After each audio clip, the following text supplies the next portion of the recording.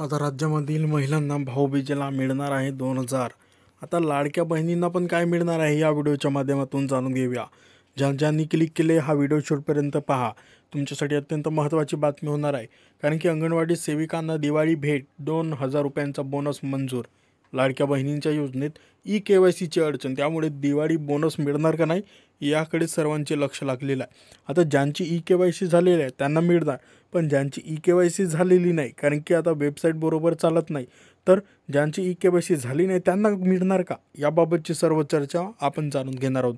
कारण की दिवाळी सण हा वर्षामधून एकदाच येत असतो, तर या निमित्ताने अंगणवाडी सेविका आणि सर्व कर्मचाऱ्यांना बोनस शासनाकडून मिळणार का याबद्दल सर्वस्व माहिती जाणून घेऊया.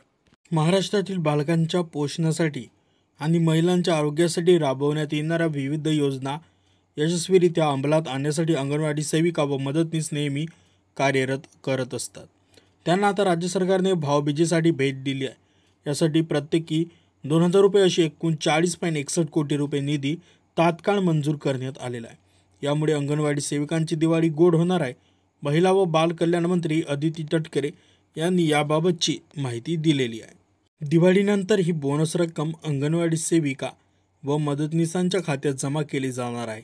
राज्यातील 1,10,000हून अधिक सेविकांना याचा फायदा होणार असल्याची माहिती मिळालेली आहे. लाडक्या बहिणींना ऑगस्ट महिन्याचा हप्ता सप्टेंबरमध्ये वितरित करण्यात आला होता. आता त्या दिवाळीच्या हप्त्याची वाट पाहत आहेत.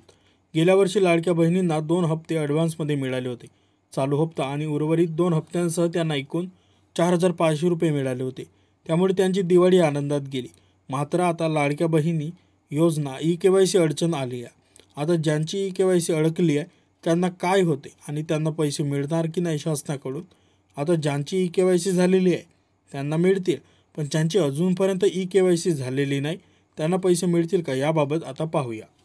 आता ही जी माहिती सांगितली ही माहिती अधिकृत माहिती दिलेली नाही, शासनाच्या वेबसाईटवरती माहिती नाही.